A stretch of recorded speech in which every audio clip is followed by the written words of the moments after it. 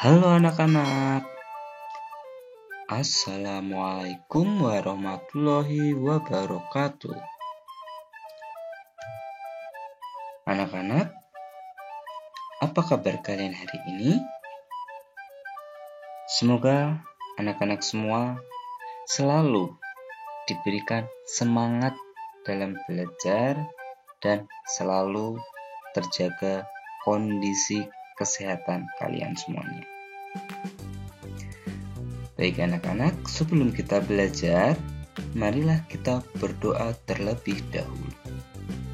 Berdoa dipersilahkan.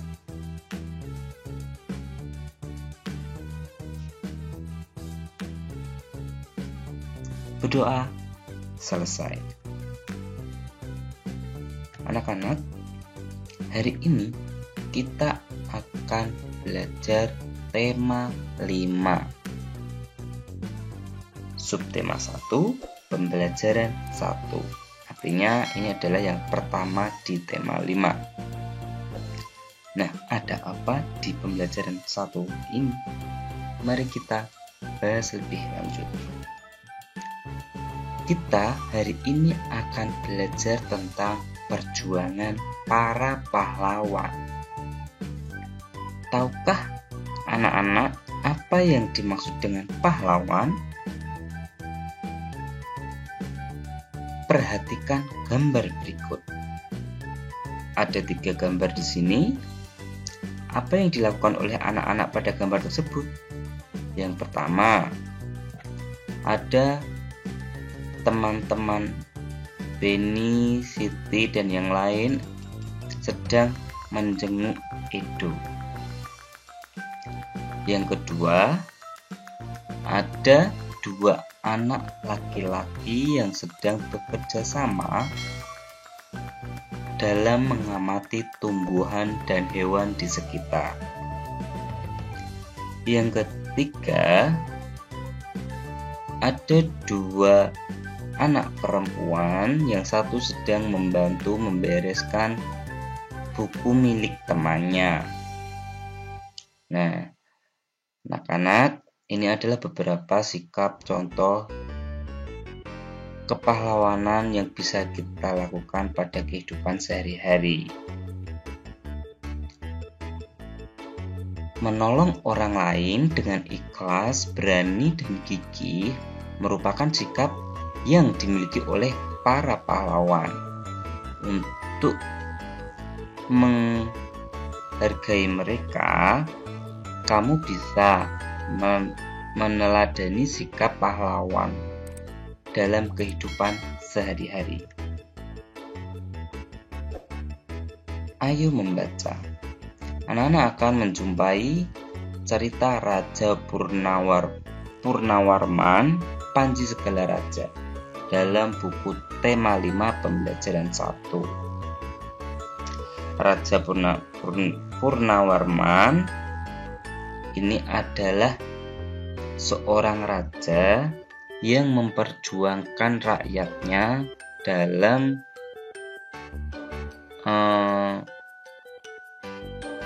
kesejahteraan rakyatnya. Ia berjuang untuk rakyatnya dengan cara membuat atau membangun aliran air untuk tanaman-tanaman yang ditanam oleh rakyatnya. Walaupun di musim kemarau, rakyat Raja Purnawarman tetap bisa mengaliri air berkat perjuangan sang raja. Nah, di sini ada prasasti telapak kaki Raja Purnawarman. Raja Purnawarman juga berani memimpin angkatan laut kerajaan Tarumanegara untuk memerangi bajak laut yang merajalela di perairan barat dan utara kerajaan. Yang intinya di sini adalah seorang raja yang sangat mensejahterakan rakyatnya. Anak-anak nanti bisa membaca lebih detail di dalam buku tema dan dapat dipahami dengan baik. Langsung saja kita akan mencari informasi yang didapat dari bacaan. Yang pertama, perjuangan yang dilakukan oleh Raja Purnawarman ada memperbaiki aliran Sungai Gangga di daerah Cirebon, lalu memperindah Sungai Cupu sehingga air bisa mengalir ke seluruh kerajaan. Yang ketiga, beliau selalu berjuang untuk rakyatnya untuk dapat merasa aman dan sejahtera. Yang keempat, Raja Purnawarman juga berani memimpin angkatan laut kerajaan Tarumanegara untuk memerangi bajak laut. Sikap kepahlawanan yang dimiliki oleh Raja Purnawarman, berani dan pantang menyerah memberantas kejahatan untuk keamanan dan kesejahteraan rakyatnya. Dampak perjuangan yang dilakukan oleh Raja Purnawarman bagi rakyat Tarumanegara adalah lahan pertanian milik mereka mendapat air dari aliran sungai sehingga menjadi subur dan rakyat tidak menderita kekeringan pada musim kemarau. Selain itu, keadaan rakyat pun menjadi aman karena para perompak telah dikalahkan. Rakyat di kerajaan Tarumanegara kemudian hidup aman dan sejahtera.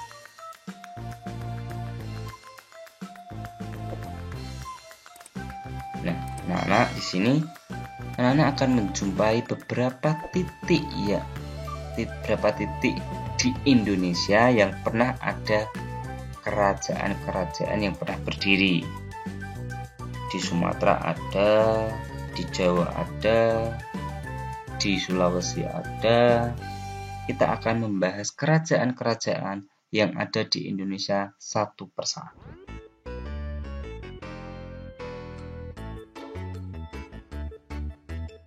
Yang pertama ada Kerajaan Kutai, merupakan kerajaan tertua yang di Indonesia. Jadi kerajaan yang berdiri pertama adalah Kerajaan Kutai di Indonesia. Bukti peninggalan kerajaan ini adalah ada 7 prasasti berbentuk yupa atau tiang batu yang ditemukan di daerah Kutai, Kalimantan Timur.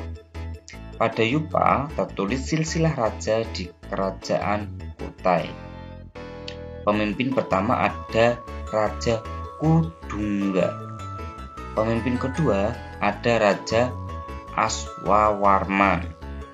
Nah, pemimpin ketiga adalah Raja Mulawarman yang merupakan anak dari Raja Aswawarman. Kerajaan Kutai meraih kejayaan atau masa keemasan dikala dipimpin oleh raja ketiga, yaitu Raja Mulawarman, yang biasa ataupun terkenal pada kerajaan Kutai adalah Raja Mulawarman. Yang selanjutnya ada Kerajaan Sriwijaya. Kerajaan ini merupakan kerajaan yang bercorak Buddha. Berdasarkan prasasti Kedukan Bukit, Kerajaan Sriwijaya berdiri pada abad 7 Masehi dengan Raja Dapunta Hyang Srijayanasa. Mencapai kejayaan pada masa pemerintahan Raja Balaputradewa.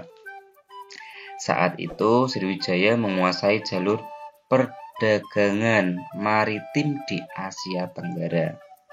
Wilayah kerajaan Sriwijaya sampai ke Malaysia, Thailand, Kamboja, Vietnam, dan Filipina. Peninggalan yang masih dapat ditemukan adalah Candi Muara Takus, berada di Kampar, Riau. Raja yang terkenal pada kerajaan Sriwijaya adalah Raja Balaputradewa.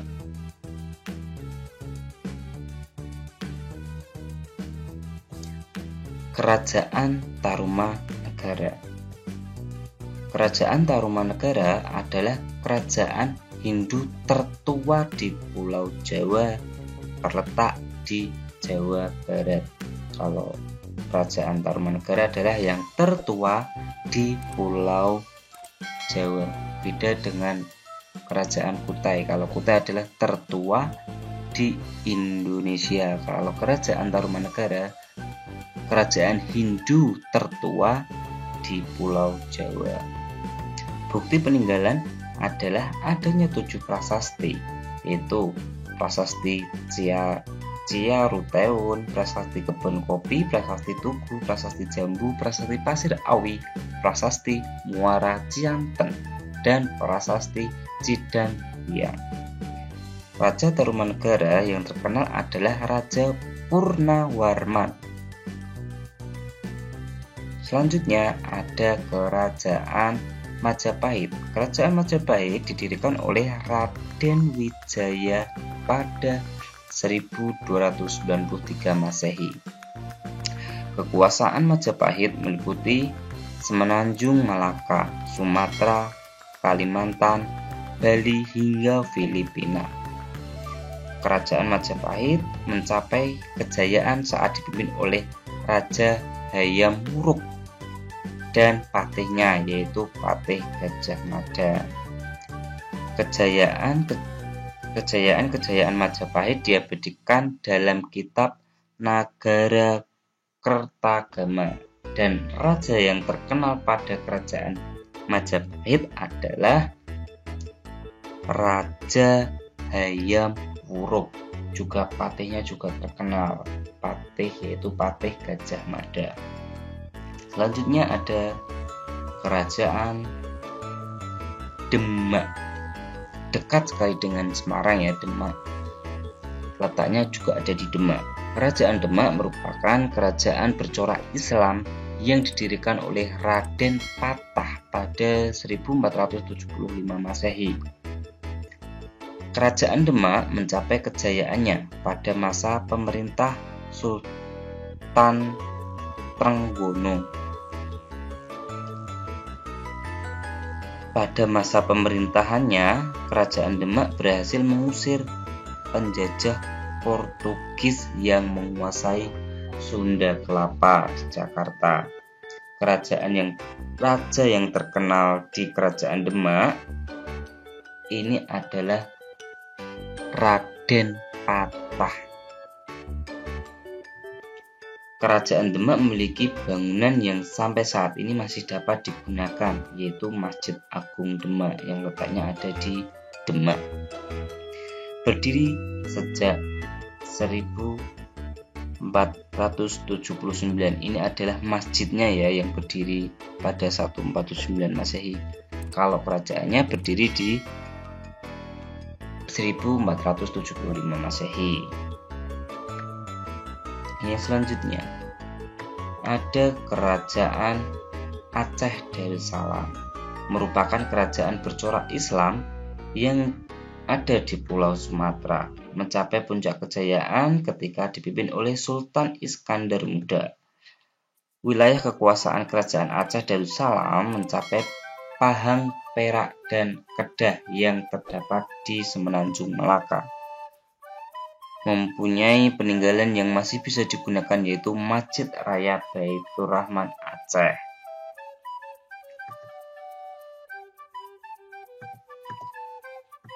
Kerajaan Gua Talo merupakan kerajaan Islam yang terdapat di Makassar, Sulawesi Selatan. Didirikan oleh Tumanurung pada tahun 1300 Masehi.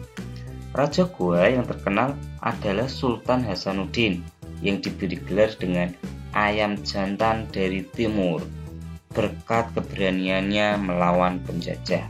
Sedangkan peninggalan kerajaan Goa yang masih bisa ditemukan adalah benteng Fort Rotterdam. Selanjutnya ada kerajaan-kerajaan yang sudah disebutkan. Nanti anak-anak dapat merangkum kerajaan apa saja yang pernah ada di Indonesia dan beserta raja-raja yang terkenal pada kerajaan tersebut. Selain ada kerajaan-kerajaan yang ada di Indonesia, kita juga akan belajar tentang sifat-sifat cahaya. Anak-anak akan menjumpai bacaan teks seperti ini di dalam buku tema 5, yang intinya sifat-sifat cahaya itu ada 4, yaitu pertama ada cahaya merambat lurus, yang bagaimana jika kita menyalakan lilin dan kita letakkan bagian potongan kertas yang kita lubangi di sebelahnya, maka akan terdapat cahaya yang menembus dalam lubang tersebut. Itu menunjukkan sifat cahaya merambat lurus. Yang kedua ada cahaya menembus benda bening. Jika anak-anak menyinari benda-benda yang bening, maka cahaya dapat menembus benda-benda tersebut. Itu membuktikan cahaya menembus benda bening, entah itu gelas, entah itu kaca, ataupun plastik, dan yang lain lagi. Yang ketiga ada cahaya dapat dipantulkan. Jika anak-anak menyalakan sebuah senter ke dalam cermin, ke arah cermin, maka cahaya tersebut akan memantul kembali. Itu membuktikan sifat cahaya juga ada yang dapat dipantulkan. Yang terakhir, yang keempat adalah cahaya dapat dibiaskan. Dengan cara memasukkan pensil ke dalam gelas, maka pensil tersebut akan terlihat seperti patah. Ataupun kalau di dalam kolam renang biasanya air kita lihat kedalaman kolam renang itu seperti dangkal, padahal kalau anak-anak masuk ke dalam kolam tersebut itu kolamnya dalam. Jadi itu adalah bukti cahaya dapat dibiaskan. Nah, anak-anak, materi pembelajaran 1 sudah selesai.